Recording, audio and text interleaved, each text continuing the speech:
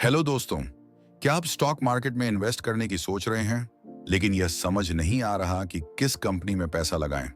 मान लीजिए आपने XYZ कंपनी चुन भी ली, तो कैसे पता चलेगा कि वह भविष्य में ग्रोथ करेगी या नहीं? सिर्फ शेयर प्राइस देखना काफी नहीं होता। अगर आपको सही इन्वेस्टमेंट करना है तो फंडामेंटल एनालिसिस को समझना बहुत जरूरी है। इसके जरिए हम कंपनी की फाइनेंशियल रिपोर्ट्स को पढ़कर जान सकते हैं कि वह सच में कितनी मजबूत है और उसमें इन्वेस्ट करना सही रहेगा या नहीं। इस वीडियो में हम देखेंगे कि अगर हमें किसी स्टॉक में इन्वेस्ट करना हो तो किन महत्वपूर्ण पॉइंट्स को ध्यान में रखना चाहिए। हम एक स्टॉक को चुनकर उसकी पूरी फंडामेंटल स्टडी करेंगे, जिससे आपको यह समझने में आसानी होगी कि वह स्टॉक आपके लिए सही है या नहीं। आज मैं आपको फंडामेंटल एनालिसिस के जरिए बेहतरीन स्टॉक्स चुनने का तरीका बताऊंगा, जिससे आप लॉन्ग टर्म में अच्छा प्रॉफिट कमा सकते हैं। तो बस वीडियो को बिना स्किप किए ध्यान से देखें, क्योंकि अगर आप इसे अच्छी तरह से समझ लेंगे तो आपको भविष्य में कभी भी सही स्टॉक चुनने में परेशानी नहीं होगी। और हाँ, ये जानकारी केवल एजुकेशनल पर्पस के लिए है और इसे इन्वेस्टमेंट एडवाइस ना समझें। किसी भी इन्वेस्टमेंट डिसीजन से पहले अपनी रिसर्च करें या फाइनेंशियल एक्सपर्ट से सलाह लें। शेयर बाजार में इन्वेस्टमेंट रिस्क्स होते हैं, इसलिए सावधानी जरूरी है। तो चलिए शुरू करते हैं।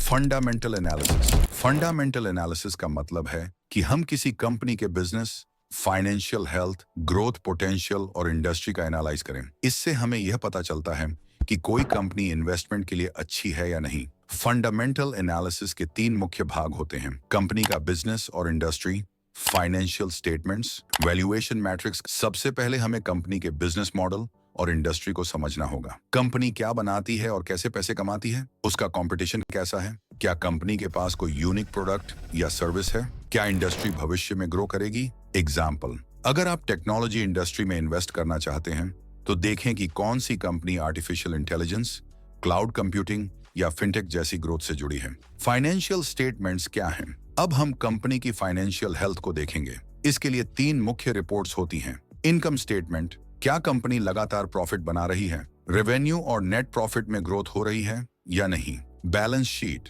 कंपनी के पास कितना कर्ज है, एसेट्स और लायबिलिटीज की स्थिति क्या है। कैश फ्लो स्टेटमेंट, क्या कंपनी के पास अच्छा कैश फ्लो है, क्या कंपनी का फ्री कैश फ्लो पॉजिटिव है। एग्जाम्पल, अगर किसी कंपनी का प्रॉफिट हर साल 10 से 15% बढ़ रहा है और कर्ज कम है तो यह अच्छा संकेत है। इनकम स्टेटमेंट, बैलेंस शीट और कैश फ्लो स्टेटमेंट कहां देखें?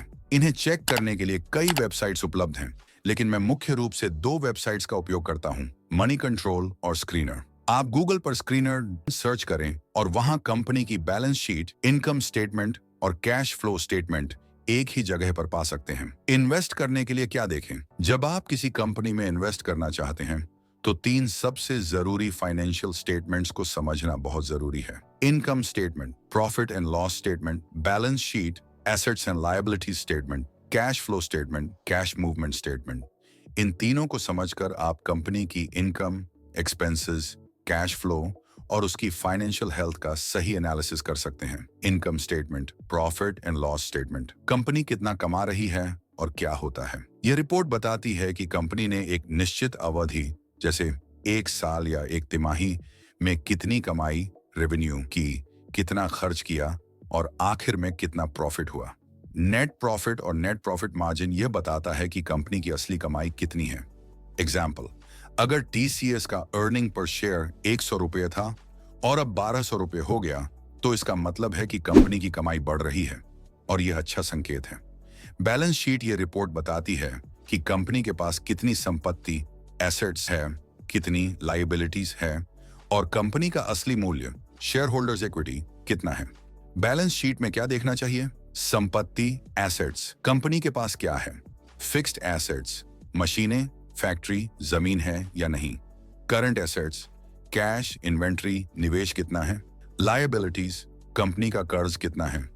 शॉर्ट टर्म लायबिलिटीज, 1 साल में चुकाने वाले कर्ज अच्छा होता है, यह कोई बड़ी बात नहीं है, कंपनी इस कर्ज को चुका सकती है। लॉन्ग टर्म लायबिलिटीज, 1 साल से ज्यादा समय के कर्ज, अगर कंपनी पर बहुत ज्यादा कर्ज है तो उससे दूर रहें। डेट टू इक्विटी रेशियो में हम देखते हैं कि कंपनी पर कितना कर्ज है। एग्जाम्पल, अगर रिलायंस इंडस्ट्रीज का डेट टू इक्विटी रेशियो 0.5 है तो यह अच्छी बात है। लेकिन अगर किसी कंपनी का डेट टू इक्विटी रेशियो 3 से ज्यादा है तो इसमें जोखिम हो सकता है। बुक वैल्यू पर शेयर, कंपनी की असली value. Cash flow statement, company के पास कितना कैश है। यह रिपोर्ट दिखाती है कि कंपनी के पास कितना कैश आ रहा है और कितना जा रहा है। कैश फ्लो स्टेटमेंट में क्या देखना चाहिए? ऑपरेटिंग कैश फ्लो, असली कमाई। यह बताता है कि कंपनी अपनी मुख्य बिजनेस एक्टिविटी से कितना कैश कमा रही है। अगर ऑपरेटिंग कैश फ्लो लगातार बढ़ रहा है तो यह अच्छी बात है। फ्री कैश फ्लो, कंपनी के पास बचा हुआ कैश। अगर फ्री कैश फ्लो निगेटिव है तो कंपनी बहुत ज्यादा खर्च कर रही है। फाइनेंसिंग कैश फ्लो, अगर कंपनी ने बहुत ज्यादा कर्ज लिया है तो सावधान रहें। अगर कंपनी डिविडेंड दे रही है तो यह अच्छा संकेत हो सकता है। एग्जाम्पल, अगर इन्फोसिस का फ्री कैश फ्लो 500 करोड़ से 600 करोड़ हो गया तो यह संकेत देता है कि कंपनी के पास ज्यादा कैश है और वह ग्रोथ कर सकती है। अब हमें यह देखना होगा कि स्टॉक सस्ता है या महंगा।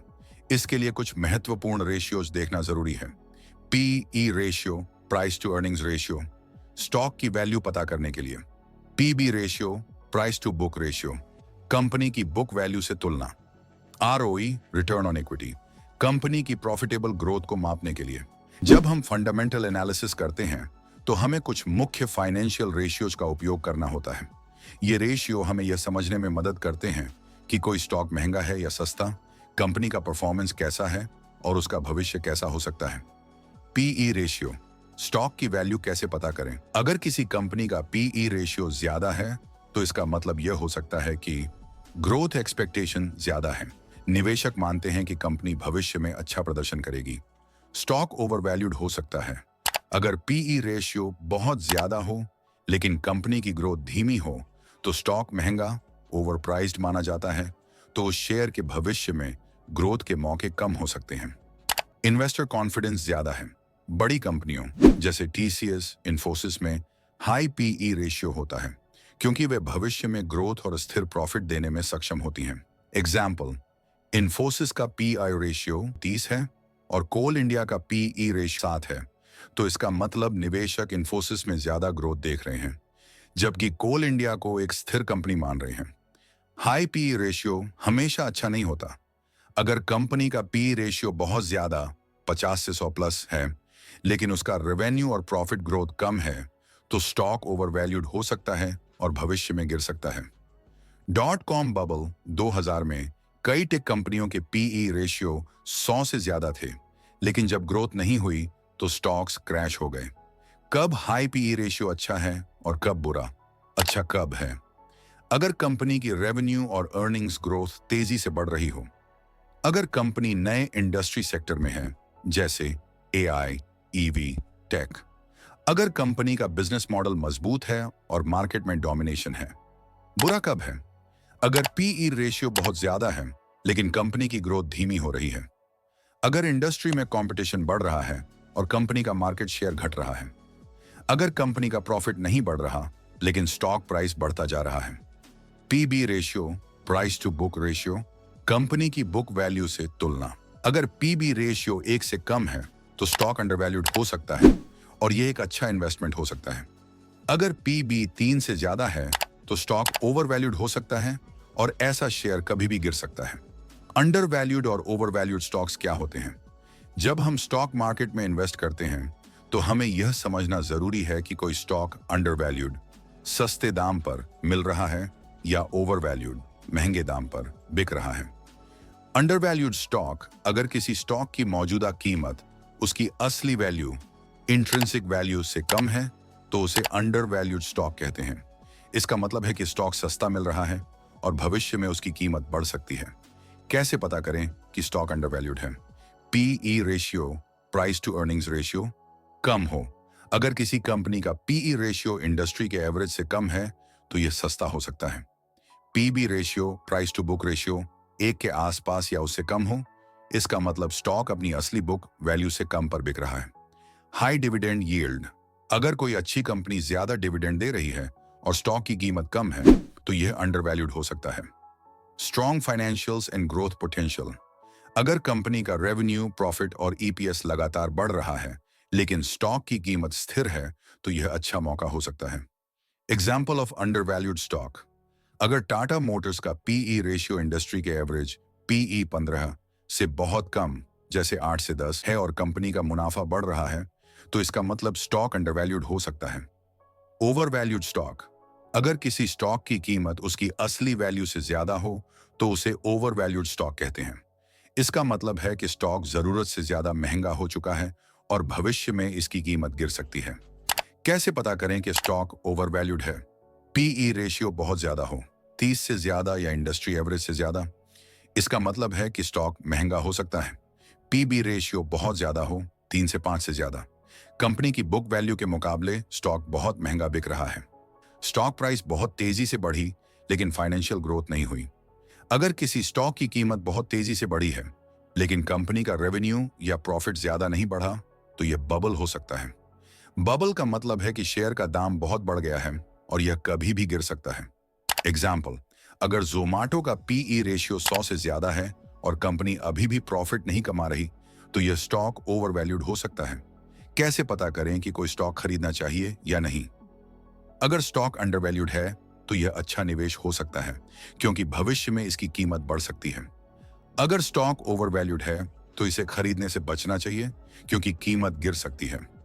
ROI, return on equity. मान लीजिए कि किसी कंपनी का नेट इनकम 10 करोड़ रुपए है और शेयर होल्डर्स इक्विटी 50 करोड़ रुपए, तो डिविडेंड क्या होता है? डिविडेंड वह पैसा होता है जो कंपनी अपने मुनाफे लाभ का एक हिस्सा अपने शेयर धारकों निवेशकों को देती है। सभी कंपनियां डिविडेंड नहीं देती, खासकर ग्रोथ कंपनियां, क्योंकि वे मुनाफे को बिजनेस में दोबारा निवेश करती हैं। निवेश के लिए किन फाइनेंशियल नंबरों को देखना चाहिए? सेल्स ग्रोथ, कमाई बढ़ रही है या नहीं।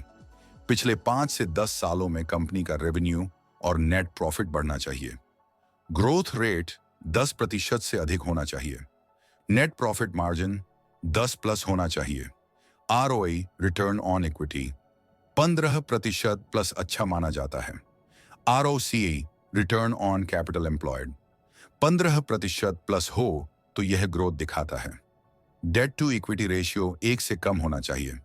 अगर डेट टू इक्विटी रेशियो 2 से अधिक है तो कंपनी पर बहुत कर्ज हो सकता है। फ्री कैश फ्लो, कंपनी के पास नकद बच रहा है या नहीं।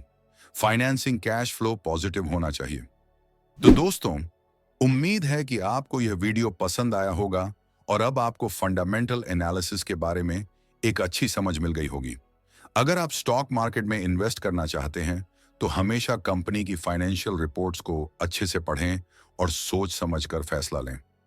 अगर यह वीडियो आपके लिए इंफॉर्मेटिव रहा हो तो इसे लाइक करें, शेयर करें और चैनल को सब्सक्राइब करना न भूलें ताकि आपको ऐसे ही और काम के वीडियो मिलते रहें।